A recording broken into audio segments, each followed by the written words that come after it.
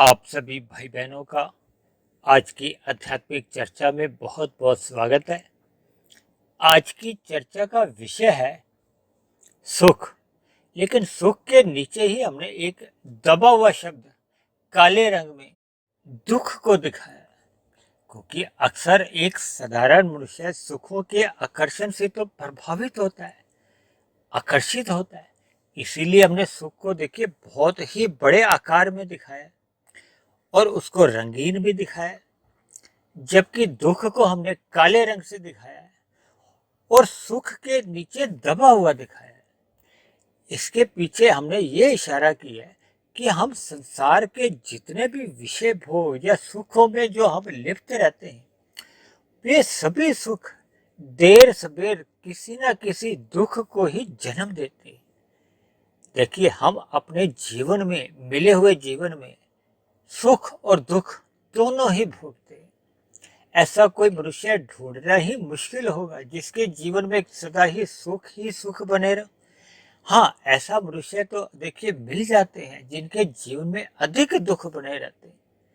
देखिए, भगवान श्री कृष्ण ने गीता में बार बार इस बात का जिक्र किया है कि ये संसार, ये भौतिक जगत दुखालय है। यहाँ दुख बहुत अधिक बने ही रहते हैं, क्योंकि ये जो दुख और सुख है, ये प्रकृति के ही एक दो स्थितियां हैं।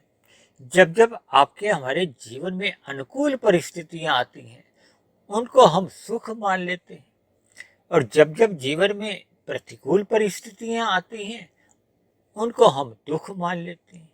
यानी कि सुख और दुख, इन दोनों ही परिस्थितियों के प्रति हम स्वयं ही कर्म रूप में भी कारण होते हैं और भोग्य रूप में भी हम स्वयं ही कारण होते हैं। परमात्मा ने कहा है कि हमें सुख और दुख से ऊपर उठते हुए ज्ञान में स्थिति में रहना चाहिए, परमात्मा की सम्मुखता में रहना चाहिए, ताकि प्रकृति की तरफ जैसे जैसे हम विमुख होते जाते हैं, तो प्रकृति तो देखिए द्वैत है, यहाँ सुख और दुख दोनों ही बने रहते हैं। और प्रकृति तो अपने आप में ही जड़ कही गई है। प्रकृति के जो तीन गुण हैं, तमोगुण, रजोगुण और सतोगुण, इन्हीं की ही सम अवस्था का एक दूसरा नाम प्रकृति है। जबकि एक साधारण मनुष्य है पृथ्वी, जल, अग्नि, वायु, आकाश को ही एक सामान्य अर्थों में, जब मोटे अर्थों में प्रकृति मानता है, और शास्त्रों में इसको एक विकृति का नाम दिया गया। देखिए, जो तीन गुण हैं, इनको एक तत्व माना जाता है जब ये अपनी सम अवस्था में होते हैं। यानी कि जितना तमोगुण उतना ही रजोगुण, उतना ही सतोगुण। ये तो परमात्मा की ब्रह्म शक्ति द्वारा जब इस प्रकृति के तीन गुणों में एक हलचल की जाती है, इनमें क्रिया की जाती है। आरंभ में जब सृष्टि का सर्जन होता है, तो इसमें सतोगुण की वृद्धि कर दी जाती है। और जब ये एक स्थिति बढ़ जाती है जिसमें सतयुग, त्रेता, द्वापर और कलयुग, ये युगों का एक प्रभाव बहने लगता है, ये बार बार ये क्रमों की पुनरावृत्ति होती है, तो ये एक स्थिति बनती है, इसमें रजोगुण अधिक बना रहता है। और इसी तरह जब इस प्रकृति का लय करना होता है, जब प्रलय आ जाता है, जो भी एक समय इसका निश्चित होता है, आज उस पर हमारी चर्चा नहीं है, तो उसका फिर इन 23 तत्वों में जो विस्तार हुआ होता है, उन 23 तत्वों की वापसी होने लगती है, तब तमोगुण में वृद्धि की जाती है। यानी कि ये सारा का सारा जो खेल है, ये परमात्मा का रचा हुआ इन गुणों का खेल है। देखिए, ये अनादि काल से ये इसी प्रभाव में चलता आ रहा है। कोई ये नहीं कि ये पिछले 1 लाख वर्ष पूर्व आरंभ हुआ, या 1 करोड़ वर्ष पूर्व, या 1 अरब। अनादि काल से इसका कोई तिथि ही नहीं है। अनादि काल से, जिसको कहा जाता है शास्त्रों में, एक प्रवाह से ये चल रहा है। क्योंकि 84 लाख जोनियां बताई गई। देखिए, कुछ मनुष्य 84 लाख जोनियां ही नहीं मानते। तो ऐसे मनुष्यों को मेरा एक ही उत्तर होता है, देखिए, हम अपने व्यवहार में, अपने जीवन में जितनी जितनी जोनियां देखते हैं, देखिए जोनियां क्या है, विभिन्न प्रकार के स्थूल शरीर। हालांकि वैज्ञानिकों के अनुसार तो कितने ही ऐसे स्थूल शरीर हैं जिनको हम अपनी इन नंगी आंखों से देख ही नहीं पाते। दूरबीन पे देखने पे हमें पता चलता है कि उनमें हलचल है, यानी कि देखिए, जहाँ कहीं भी किसी भी एक तत्व में हलचल हम देखते हैं तो उसमें आत्मा होती है। आत्मा के कारण ही पदार्थ में एक क्रिया होने लगती है। देखिए, आपके हमारे स्थूल शरीर की जब मृत्यु हो जाती है तो उसमें हलचल समाप्त हो जाती है, जिसको हम मृत्यु का नाम देते हैं। यानी कि उसमें जैसे ही आत्मा निकल जाती है। देखिए, आपके हमारे स्थूल शरीर के हैं, पृथ्वी जल अग्नि वायु आकाश के बने हैं। यानी कि जैसे ये 24 तत्वों का ब्रह्मांड है, इसी तरह आपका हमारा ये जो एक शरीर है, जिसमें स्थूल शरीर के भीतर एक सूक्ष्म शरीर होता है, एक कारण शरीर होता है। 5 तत्वों का आपका हमारा स्थूल शरीर होता है, 17 तत्वों का हमारा आपका सूक्ष्म शरीर होता है, और एक तत्व का हमारा आपका कारण शरीर होता है। ये बन जाते हैं 23 तत्व, और 24वां तत्व जो प्रकृति के तमोगुण, रजोगुण और सतोगुण, इन 23 तत्वों में विद्यमान रहते हैं। इसी तरह ब्रह्मांड भी ये 24 तत्वों का ही माना जाता है। उसमें भी 3 गुणों का जो एक इकाई रूप में कहो, या तमोगुण, रजोगुण और सतोगुण, एक 23 गुणों में एक विस्तार में होता है। यानी कि ब्रह्मांड और पिंड ये दोनों एक ही चीज है, दोनों में ही 24 तत्व माने जाते हैं। लेकिन आपके हमारे जीवन में ये जो सुख और दुख है, ये मनुष्य योनि में किए गए कर्मों का ही फल होता है। देखिए, प्रकृति का एक विधान है, क्योंकि शास्त्रों में मनुष्य योनि को ही कर्म योनि कहा गया है, साधना योनि भी कहा गया है। देखिए, मनुष्य से नीचे की और मनुष्य से ऊपर की सभी योनियों को भोग योनि कहा जाता है। यानी कि भोग योनि का अभिप्राय है कि वहां नए कर्म नहीं लिखे जाते। देखिए, मनुष्य से नीचे की योनियों में पाप कर्मों का क्षय होता जाता है, यानी कि दुख रूपी फल भोगे जाते हैं तो पाप कर्मों का क्षय होता जाता है। इसी तरह ऊपर की योनियों में विशेष प्रकार के सुख भोगे जाते हैं तो वहां पुण्य कर्मों का क्षय होता है। केवल मनुष्य योनि में ही आपको और हमें एक कर्म करने की एक सुविधा दी गई है, एक कर्म करने का एक अधिकार दिया गया है। हालांकि भगवान श्री कृष्ण ने कहा है कि मनुष्य को इन प्रकृति के 3 गुणों से बंधना नहीं है। यानी कि जब जब हम भोग पूर्वक जब फल की इच्छा से कर्म करते हैं तो हम ये प्रकृति के जो 3 गुण एक प्रवाह में चल रहे होते हैं। भले ही ये जो प्रकृति के 3 गुण है, इनमें एक गुण प्रधान होता है, दूसरा गुण गौण होता है, तीसरा अति गौण की स्थिति में रहता है। तो इन गुणों का एक क्रम चलता रहता है। तमोगुण के बाद सतोगुण आता है, सतोगुण के बाद रजोगुण आता है, रजोगुण के बाद पुनः फिर तमोगुण आ जाता है। तो ये अनादिकाल से इसी प्रभाव में चलते आ रहे हैं। ऐसा नहीं कि ये कलयुग में ही ऐसा क्रम है, यही क्रम सतयुग में था, त्रेता युग में था, द्वापर में था, और कलयुग में तो चल ही रहा है। तो ये गुणों का कहो, जब प्रकृति के जो 4 युगों का जो एक प्रवाह चलता रहता है, इनकी बार बार पुनरावृत्ति होती है, इसी तरह ये गुणों का भी प्रवाह चलता रहता है। बल्कि मेरा तो ऐसा मानना है, देखिए, सुबह जब ब्रह्म मुहूर्त होता है तो उस समय समझ लो आप सतयुग ही होता है, और उसके बाद का जब अभी रजोगुण आरंभ होता है, एक हल्के स्तर पे होता है, तो ये त्रेता युग मान लो। दिन में जब रजोगुण अधिक सक्रिय हो जाता है तो उसको आप द्वापर युग मान लो, और जैसे ही शाम को सूर्य अस्त होता है, अंधकार आने लगता है, तो फिर आप उसको कल युग की संज्ञा भी दे सकते हो। देखिए, ऐसा कहीं शास्त्रों में नहीं लिखा, ये मेरा अपनी एक कल्पना है, एक आधार पे। क्योंकि गुणों का प्रवाह कहो या ये युगों का जो प्रवाह है, इसको हम एक संबंध भी जोड़ सकते हैं। लेकिन फिर भी ये जो सुख और दुख है, ये जो जिस पे आज हम चर्चा करने जा रहे हैं, क्योंकि प्रकृति द्वैत है, जहाँ गर्मी सर्दी दिन रात बने रहते, क्योंकि पृथ्वी गोल है, सूर्य के प्रकाश के सामने जो सा हिस्सा आता है उसमें दिन रहता है, और जो पीछे हिस्सा छिपा होता है उसमें अंधकार रहता है। तो ये दिन रात बनते हैं, प्रकृति में गर्मी सर्दी सुख दुख लाभ हानि जय प्रजय, ये द्वैत बने रहते हैं। लेकिन फिर भी परमात्मा का एक विधान है, वेदों में बताया गया है। देखिए कि हम मनुष्य जीवन में जैसे जैसे कर्म करते हैं, देखिए, रजोगुण में रह के जब हम कर्म करते हैं तो अन्य जीवों को हम पीड़ा नहीं देते, तो वो ऐसे सभी कर्म पुण्य कर्म माने जाते हैं। जब हम सतोगुण में रह के कर्म करते हैं तो अन्य जीवों के सुख का हम पहले ध्यान रखते हैं, फिर बाद में उसके बदले में हम अपना भी सुख चाहते हैं। तो ऐसे सभी कर्मों को सात्विक कर्म कहा जाता है। लेकिन जब जब मनुष्य अपने सुखों के लिए अन्य जीवों के सुखों की परवाह नहीं करता, यानी कि उनको दुख देने से भी चूकता नहीं है, तो ऐसे सभी कर्मों को पाप कर्म कहा जाता है। तो जब ऐसे कर्मों का फिर पाप कर्मों का दुख रूपी फल आता है, क्योंकि आपके हमारे जितने भी कर्म हैं वो लिखे जाते हैं, क्योंकि मनुष्य जोनि कर्म जोनि। हम जितने भी सकाम भाव से कर्म करते हैं, यानी कि अन्य जीवों को जब हम तंग करते हैं, पीड़ा देते हैं, किसी भी प्रकार की हम उन क्षति करते हैं, क्योंकि जैसे हम सुख चाहते हैं वैसे अन्य जीव भी सुख चाहते हैं। देखिए गीता में भगवान श्री कृष्ण ने कहा कि सभी आत्माएं उन्हीं का ही अंश है, सभी आत्माएं चेतन है, इसलिए भी अंश कहा जाता है। और सभी आत्माओं का सुख पाने की इच्छा सदा बनी रहती है और दुख से निवृत्ति की इच्छा बनी रहती है। जब जब आपके हमारे जीवन में दुख आते हैं तो हम उनको गले नहीं लगाते, हम दुखों से निवृत्ति चाहते हैं, सुख चाहते हैं, और सुख भी ऐसा चाहते हैं जिसमें दुख का लेश मात्र भी नहीं हो। उसी सुख को ही परम सुख भी कहा जाता है। शास्त्रों में उसी परम सुख का ही दूसरा नाम आनंद है। देखिए परमात्मा के लिए एक नाम आता है सच्चिदानंद, क्योंकि आनंद परमात्मा का गुण है, आत्मा का गुण नहीं है। आत्मा सत्य और चित है, चित यानी ज्ञान युक्त है।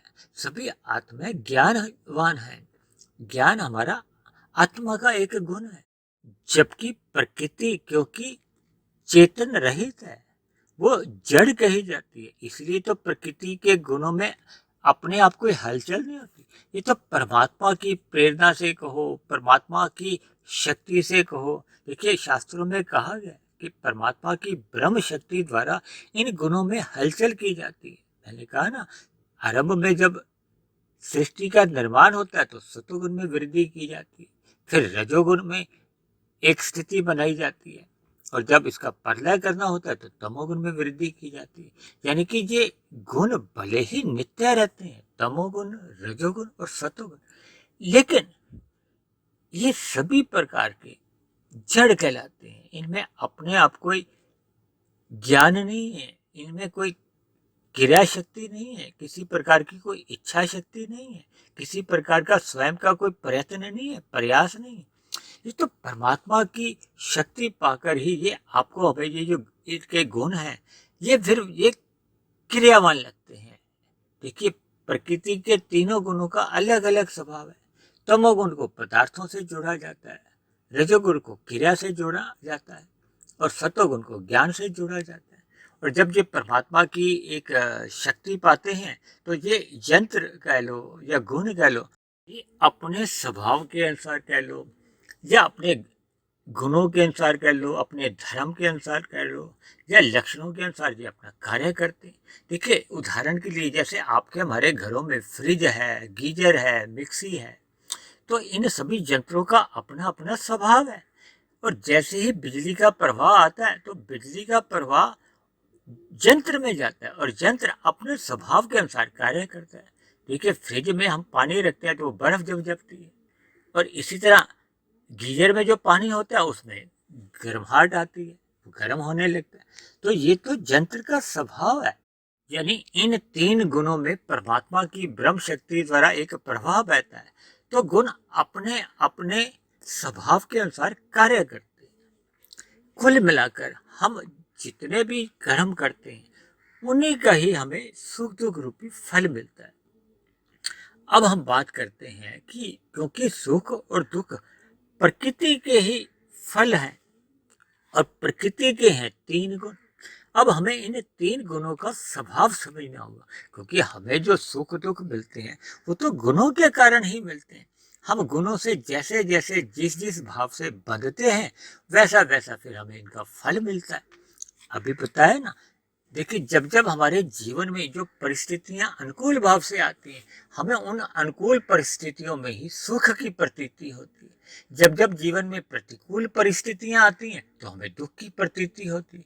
हालांकि प्रकृति में बनने वाली ये सभी स्थितियां एक ही स्थिति हमें अगर सुख देती है तो वही स्थिति दूसरे के लिए दुख का कारण भी बन जाती है। देखिए, कभी कभी कोई पक्षी या पशु कोई मरा हुआ है, हमें आपको तो देखिए दुख मिलता है, प्रतिकूल परिस्थिति होती है, हमें बदबू आती है, दुर्गंध आती है, हमें दुख महसूस होता है। जबकि कुछ पक्षियों को, विशेष रूप से गिद्ध को, उससे सुगंध आती है, उसका भोजन है, उसके लिए वो अनुकूल परिस्थिति है, वो प्रसन्न होते हैं। यानी कि देखिए, स्थिति तो वो एक जीव है मरा हुआ, चाहे पक्षी है, पशु है, लेकिन वो स्थिति विशेष से कुछ भौतिक जगत के जीवों को सुख मिलता है और कुछ को दुख मिलता है। मैं तो अक्सर अपनी चर्चाओं में एक ही सिक्के के दो पहलू भी मानता हूँ, क्योंकि जैसे एक ही स्थिति की दो स्थितियां बन जाती। देखिए, उदाहरण के लिए जमीन पे एक सिक्का रखा हुआ है, तो हमें सिक्के का एक ही पक्ष जो उभरा होता है, जो हमारे समक्ष होता है, सम्मुख होता है, वही नजर आता है। यदि हम उसको सुख मान लें और जो नीचे का हिस्सा जो दबा हुआ है हमें नजर नहीं आ रहा। देखिए, आज के जो वीडियो के चित्र में मैंने तो सुख को बहुत बड़ा दिखाया है और दुख को एक दबा हुआ दिखाया है, छोटे आकार में दिखाया और काले रंग से दिखाया। सुखों को मैंने रंगीन से दिखाया ताकि आकर्षित लगते हैं, हमें लुभावने लगते हैं, हम सुखों के प्रति आकर्षित होते हैं। जबकि दुख हमें डरावना लगता है, काला रंग दिखाया। देखिए, दबा हुआ तो मैंने इसलिए दिखाया कि ताकि आपको हमें चित्र से ये आभास हो। जबकि जो मैंने सिक्के का अभी उदाहरण दे रहा हूँ उसमें तो हमें बोध ही नहीं होता कि नीचे वो दुख रूपी जो उसका दूसरा पहलू है वो छिपा हुआ है। जैसे ही मनुष्य सुख का संग करता है, देखिए, जब जब हम सुख को चखते हैं तो उस चखने के साथ ही हम उस सिक्के को उठाते हैं। जैसे ही सिक्के को उठाते हैं तो उसके नीचे का जो भाग है, जो तलवा है, वो दुख है, वो दुख साथ में ही चले आता है, लेकिन सुख को भोगते समय वो नजर नहीं आता। देखिए, चित्र में तो दुख दिखाना मेरी एक मजबूरी है, क्योंकि अन्यथा मैं उसको कैसे दर्शाऊंगा। लेकिन शब्दों से इस बात के भावार्थ आप समझिए। यानी कि हम अपने जीवन में जब जब सुखों को भोगते हैं, देखिए, प्रकृति के तीन गुण हैं, तमोगुण, रजोगुण और सतोगुण। सत्वगुण ज्ञान की स्थिति है, जब जब हमें ज्ञान होता है। और तमोगुण में पदार्थ माने जाते हैं। ये जो आपका हमारा शरीर है ये भी पदार्थों का बना है, पृथ्वी, जल, अग्नि, वायु, आकाश। और ये पांच जो हमारे भोग्य विषय है, जो सूक्ष्म शरीर में सूक्ष्म तत्व भी कहलाते हैं, इन्हीं पदार्थों को कहो या इन्हीं भोग्य विषयों के लिए हमारा शरीर या इंद्रियां लालायित रहती, क्योंकि दोनों में ही एक सजातीय संबंध है, दोनों ही तामसी है। तामस का तामस से संबंध एक आकर्षण बना रहता है। लेकिन जैसे ही हम इन सुखों को ज्ञान पूर्वक भोगते हैं, यानी कि हमें पता है कि हमारे स्थूल शरीर की इन पदार्थों की आवश्यकता है, यदि हम उन पदार्थों को मर्यादा में अपने स्थूल शरीर की आवश्यकता अनुसार अगर संग करते हैं तो भविष्य में फिर हमें किसी भी प्रकार के दुख नहीं आते। लेकिन जब जब हम स्वाद लेते हैं, पदार्थों को स्वाद स्वाद में मर्यादा से अधिक सेवन करते हैं, ग्रहण करते हैं, या विषय भोगों का मर्यादा से अधिक संग करते हैं, तो उनका रंग चढ़ता है कि हमारे ऊपर उनका प्रभाव आने लगता है, हम प्रमाद में आने लगते हैं, हम अचेत होने लगते हैं। देखिए, जब जब आप गरिष्ठ भोजन करते हो, आवश्यकता से अधिक खा पी लेते हैं, कभी कभी हम ब्याह शादियों में जाते हैं या किसी समारोह में हम आवश्यकता से अधिक भोजन ले लेते हैं। देखिए, आपके हमारे स्थूल शरीर का एक निश्चित अनुपात होता है कि हमारे स्थूल शरीर की कितनी कितनी आवश्यकता है।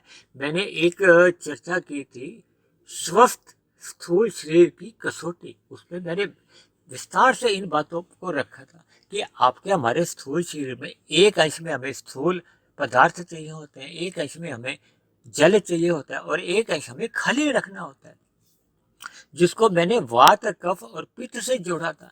ये जब रहते हैं तो आपके हमारे स्थूल शरीर एक नियम से एक हमें सुख देता है, यानी कि आपका हमारा स्थूल शरीर स्वस्थ रहता है।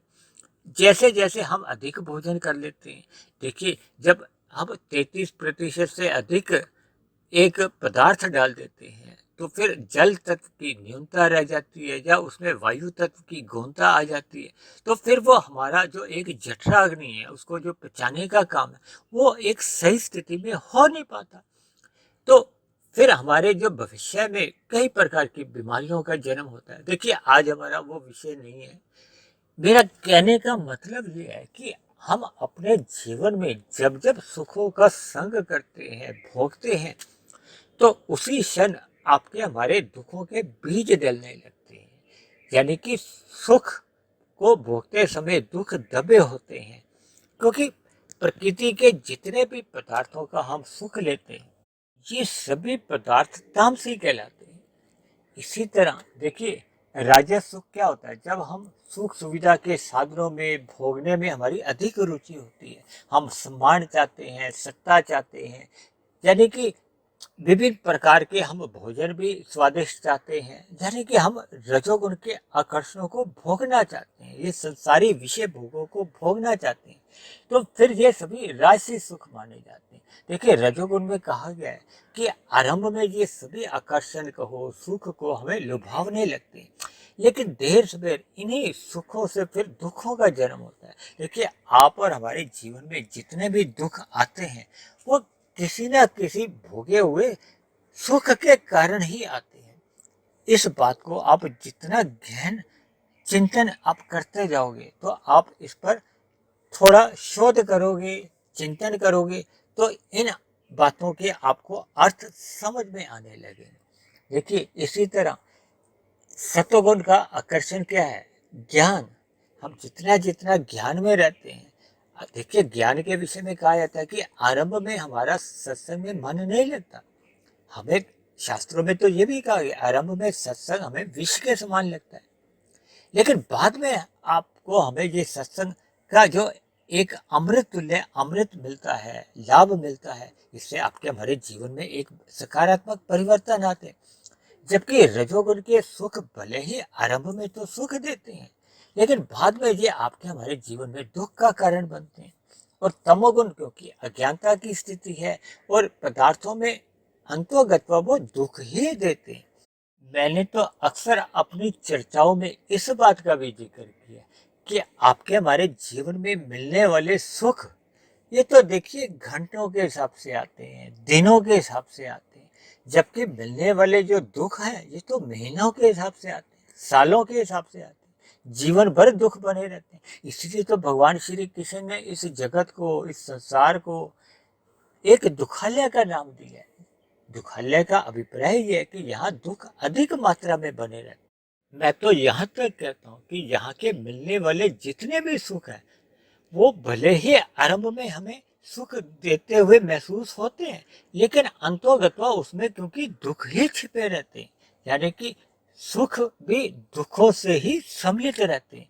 जबकि जो दुख है वो तो देखिए प्रत्यक्ष रूप से आरंभ से भी दुख देते हैं, यानी कि दुख प्रत्यक्ष रूप से या अप्रत्यक्ष रूप से दुख ही देते हैं। जबकि मिलने वाले जो सुख भी हैं, वो प्रत्यक्ष रूप से भले ही आपको हमें सुख देते हुए महसूस होते हैं, लेकिन अप्रत्यक्ष रूप से वो भी आपके भविष्य में दुखों का ही कारण बनते हैं। देखिए, हम जैसे रसगुल्ला एक खाते हैं, हमें सुख मिलता है, दूसरे रसगुल्ले में हमें कम सुख मिलता है, तीसरे में और कम मिलता है, चौथे में और कम मिलता है। इसी तरह सुख घटता जाता है, और फिर भी अगर हम पदार्थ लेते जाते हैं, तो फिर हमें दुख की अनुभूति होने लगती है। देखिए, ये एक प्रकृति के नियम है। ये जितने भी सिद्धांत बने हुए हैं, इन पर आप जितना भी चिंतन करोगे, देखिए, शास्त्रों में तो एक त्रिविध ताप का भी जिक्र होता है। ताप कहते हैं दुख को, पीड़ा को, संताप को।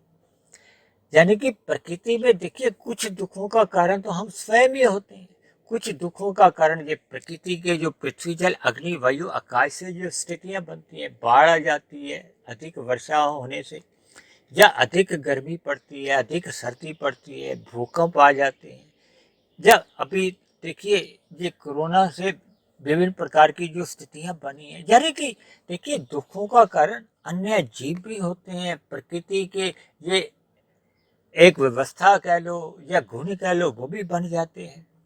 हमें अन्य पशुओं के कारण, पक्षियों के कारण, कीट पतंगों के कारण भी कई बार हमें दुख मिलते हैं। देखिए, ये जो पीछे डेंगू मच्छर का, चिकनगुनिया का, या विभिन्न प्रकार के जो ऐसे हमें दुख आते हैं, तो ये अन्य जीवों के कारण आते हैं। इसी तरह हम सभी मनुष्यों को अन्य मनुष्यों की गलतियों के कारण कह लो या अन्य मनुष्यों के पाप कर्मों के कारण भी हमें दुख मिलते हैं। भले ही उन दुखों की क्षतिपूर्ति परमात्मा की एक क्षतिपूर्ति सिद्धांत के द्वारा कर दी जाती, लेकिन आरंभ में तो देखिए हमें दुख मिलते हैं। हम सड़क पे अपनी दिशा में सही सही यातायात के नियमों का पालन करते हुए चल रहे हैं, पीछे से किसी की गलती के कह लो हम दुर्घटनाग्रस्त हो जाते हैं। यानी कि आपको हमें जितने कष्ट आते हैं तो वो भी एक प्रकार के दुख ही होते हैं। भले ही भविष्य में हमें बीमा कंपनी द्वारा उसकी भरपाई भी कर दी जाती है, परमात्मा द्वारा भी क्षतिपूर्ति के सिद्धांत के अंतर्गत हमारे दुखों का जो एक भरपाई की जाती है, लेकिन मिलने वाले देखिए दुख सदा ही इस भौतिक प्रकृति में बने ही रहते हैं। इसलिए मेरे मन में आज आया कि सुख के नीचे ये जो दुख शब्द मैंने लिखा है, ताकि हम सभी भाई बहनों को थोड़ा ज्ञान की स्थिति बनी रहे, ताकि हम ये जो रजोगुणी आकर्षणों में जो हम डूब जाते हैं, क्योंकि जब जब मनुष्य सुखों को भोगते भोगते इनमें डूबने लगता है, प्रमाद में आ जाता है, आलस्य में आ जाता है, तो वो अपने कर्तव्य कर्मों के प्रति सचेत नहीं रह पाता, वो अपने कर्तव्य कर्मों को निभा नहीं पाता। ऐसी स्थिति में उसका सतोगुण एक क्षीण अवस्था में आ जाता है, कमजोर होने लगता है, ज्ञान की स्थिति उसकी सही से रह नहीं पाती। और ऐसे में कब मनुष्य पाप कर्म कर जाता है तो मनुष्य को पता नहीं चलता। और मनुष्य जीवन में देखिए हम अज्ञानतावश पाप कर्म करते हैं या ज्ञान पूर्वक करते हैं, हम सभी के पाप और पुण्य कर्म लिखे जाते हैं। वैसा ही आपके हमारे संस्कार बनते हैं, जिन पर अक्सर हमारी हर रोज चर्चाएं होती रहती हैं। इसलिए मेरी आप सभी भाई बहनों से विनती है कि मिले हुए जीवन में इस संसारी आकर्षणों के सुखों में हमें डूबना नहीं चाहिए। हमें मर्यादा में अपना जीवन यापन करने के लिए केवल अपनी आवश्यकताओं तक ही सीमित रहना चाहिए और पाप कर्मों से तो सदा ही बचना चाहिए। और परमात्मा की सुमुखता बनाए रखने के लिए सदा ही सतोगुण का संग करना चाहिए, सत्संग करते रहना चाहिए, ताकि आपके हमारे जीवन में एक आध्यात्मिक उन्नति हो।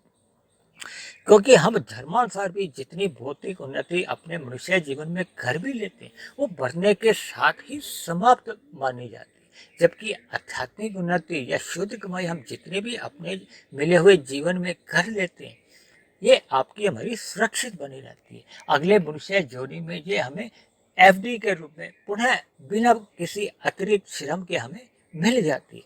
इसलिए मेरी आप सभी भाई बहनों से विनती है कि आज के चित्र से प्रेरणा लेते हुए हमें प्रकृति के विषय भोगों से एक आवश्यक दूरी बनाए रखनी चाहिए और परमात्मा का सत्संग करते रहना चाहिए।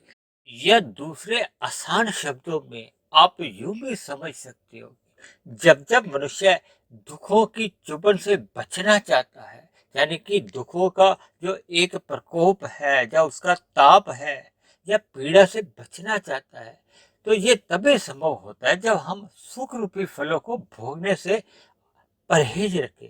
यानी दुखों की चुभन से बचने के लिए हमें इन सुख रूपी फलों को त्यागना होगा, इनके रस पूर्वक भोगने से हमें बचना होगा। देखिए संसार में आपने नेता भी देखे होंगे, अभिनेता भी देखे होंगे, खेल जगत के ऊंचे ऊंचे प्रसिद्ध खिलाड़ी भी आपने देखे हैं। उनके जीवन में भी देखिए एक समय होता है जब बहुत ही सुख होता है, बहुत ही मान मर्यादा उनकी होती है, और एक समय कभी कभी ऐसा भी आ जाता है कि जब जीवन में उनके भी दुख आते हैं, उनको भी मान सम्मान उस अनुपात में नहीं मिल पाता। तो ये सभी स्थितियां देखिए बनती रहती हैं, ये प्रकृति का एक नियम है, क्योंकि सभी जीवों को परमात्मा ने एक कर्म करने की स्वतंत्रता दी हुई है। इसलिए हम इस भौतिक जगत में भले ही जितना भी धर्मानुसार कर्म करें, लेकिन फिर भी ना चाहते हुए भी हमें दुखों को भोगना ही पड़ता है, क्योंकि ये संसार ही दुखमय है। इसलिए भगवान श्री कृष्ण ने गीता में बार बार कहा है कि ये संसार दुखमय है। इसलिए हमें इन संसारी दुखों से बचने के लिए रजोगुनी भोगों को मर्यादा में ही ग्रहण करना होगा, यानी कि अपने स्थूल शरीर की केवल आवश्यकताओं तक ही इनको ग्रहण करना चाहिए, ना कि सुख पूर्वक रस पूर्वक इनका सेवन करना चाहिए। क्योंकि जब जब हम रस लेते हैं, सुख लेते हैं, तभी तभी हमारे दुख के एक बीज भी डल जाते हैं, जो भविष्य में ऐसे बीजों का फिर दुख रूपी परिणाम आपके हमारे जीवन में दिखाई देने लगता है। तो इन्हीं शब्दों के साथ अब आज की चर्चा को हम यही विश्राम देते हैं। आप किसी भाई बहन का आज की आध्यात्मिक चर्चा के प्रति किसी प्रकार का कोई आध्यात्मिक प्रश्न हो, या मेरे आध्यात्मिक ज्ञानात्मक चैनल के प्रति कोई सुझाव हो, या मेरी कही गई बातों पर आपको किसी प्रकार की कोई आपत्ति हो, मतभेद हो, शिकायत हो, तो इन सभी बातों के लिए आप नीचे दिए गए कमेंट्स बॉक्स पर जाकर अपने प्रश्न, विचार, सुझाव या आपत्ति लिख सकते हैं। और परमात्मा की प्रेरणा से बनने वाली ये वीडियो यदि आपके जीवन में सकारात्मक परिवर्तन लाने में सफल हो रही हो, परमात्मा में आपकी प्रीति जगा चुकी हो, आपके कर्मों में सुधार आने लगा हो, आपको भगवान, आत्मा और प्रकृति के गुणों का यथार्थ ज्ञान होने लगा हो, तो मेरी आप सभी भाई बहनों से विनती है कि आप मेरे इस आध्यात्मिक ज्ञानात्मक चैनल सुधीर भट्ट या फकीर को स्वयं भी सब्सक्राइब करें, व अन्य जिज्ञासु भाई बहनों को भी इस आध्यात्मिक ज्ञानात्मक चैनल से जोड़ने का प्रयास करें। तो चर्चा को अब हम यही विश्राम देते हैं।